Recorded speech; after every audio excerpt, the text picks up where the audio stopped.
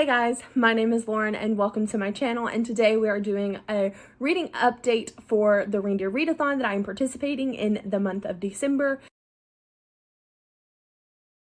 Today is Friday, December the 11th, and I have read 2 books in their entirety, and I'm a little over halfway through my 3rd one, but I just wanted to kind of tell you about the books that I've read so far and what prompts I've read them for and what I've thought about them. So let's just go ahead and jump right into this, because I originally was going to do vlogs for these, but I just wasn't very good at getting those started. So here we are. I'm going to do some weekly reading updates throughout the month to just kind of let you guys know my progress during the readathon.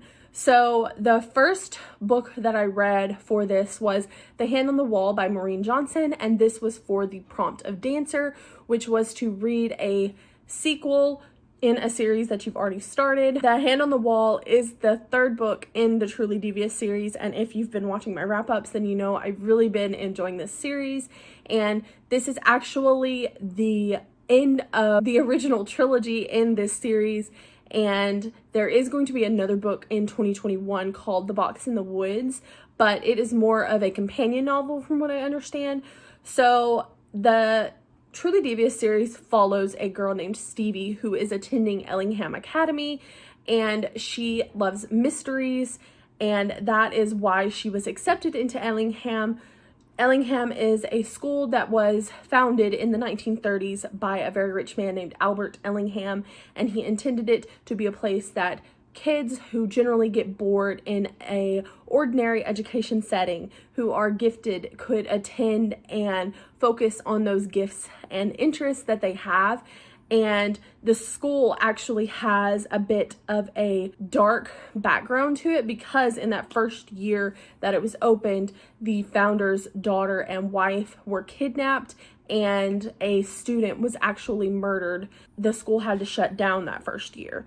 Well, in present time, we follow Stevie as she is trying to solve that mystery from the 1930s, but there are also sinister things happening while she's attending the school, and she gets thrust into these new mysteries that directly involve her.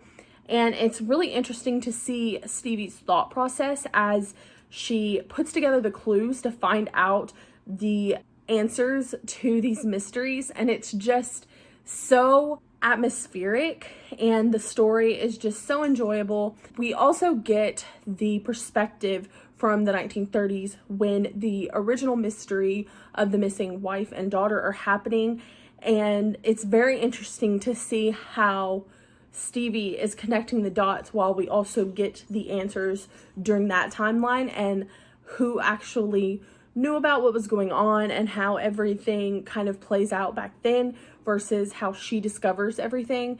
And I think I really enjoyed how everything wrapped up. I did not guess the ultimate ending, but I also listened to the audiobooks for all of these, and they are so fast and so enjoyable. I think the narrator does a really good job, and I think that the way I read these from starting in October through now was really good, because October starts Stevie's first semester at Ellingham, and as we get into this last book, we're nearing the end of the semester, and there's actually like a winter storm that becomes very prevalent in the story, and so I thought that fit perfectly for the month of December. The other characters in the story are also really enjoyable. They're all kind of quirky, as they each have these specific niches that they've latched onto and what they're studying while they're in the school.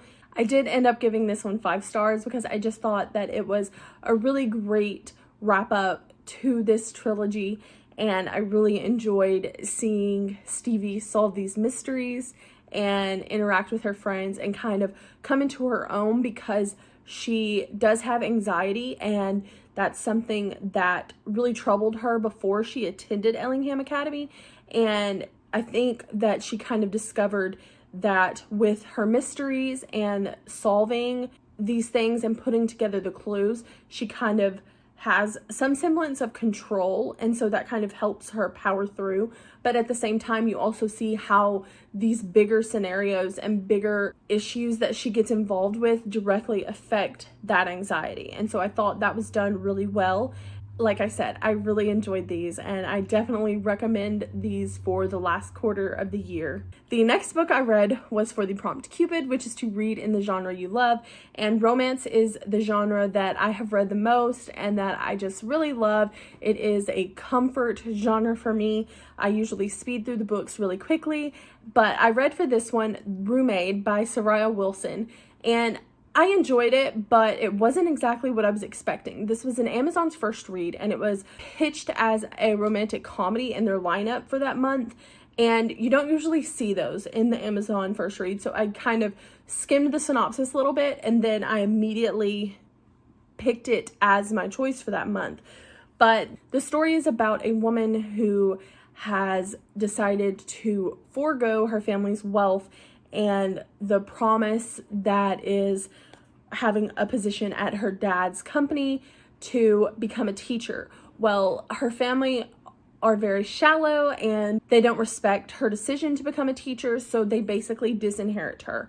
She has to move out and she's living on her coworker's couch, and we start the story with her going with her aunt to a few different apartments to find a new place to live, and her aunt tells her about this guy who lives in an apartment and he's looking for someone to kind of live in with him and help with his dog while he travels and to keep the apartment kind of clean, and she kind of jokingly calls it a roommate.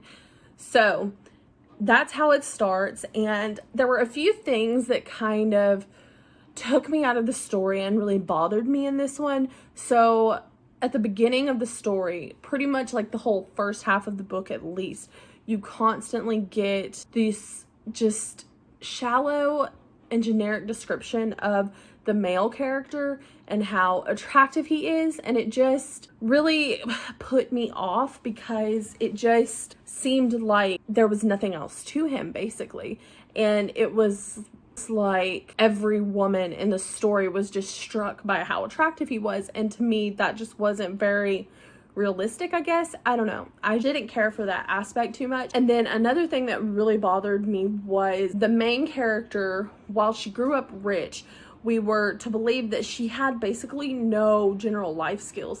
And I guess that's something that could happen because I don't have any knowledge of being rich and what experiences that brings, but there were just very basic things that she just didn't know. While they provided for some quirky comedic scenes, I just kind of found myself kind of cringing and rolling my eyes at those. It just didn't seem realistic. And I also expected this to be steamy, and there is not any steam at all, and it is very, very, very slow burn. So I enjoyed it, but it did take me a while to get through it, and it was a very short read. It was only 295 pages on my Kindle, and it took me quite a few days to finish it, so I just wasn't enthralled in it like I wanted to be. I thought it was going to be one of my quickest reads for the readathon, but it ended up kind of holding me back, I think. But I did enjoy kind of the story. There were some funny comedic aspects with the main character's best friend, and the friendship and relationship between the two main characters was actually very cute, and I did like the main male character's personality a lot. So for all of those reasons, I did end up giving it a 3 stars, which is an okay rating. I didn't just absolutely love it, but I didn't necessarily despise the story either. And for my last read, I am on Donner, which is to read a book with something hidden. And so I am reading A Court of Thorns and Roses by Sarah J. Maas. And like I said, I am 52% of the way through with this, according to Goodreads, and that is chapter 25.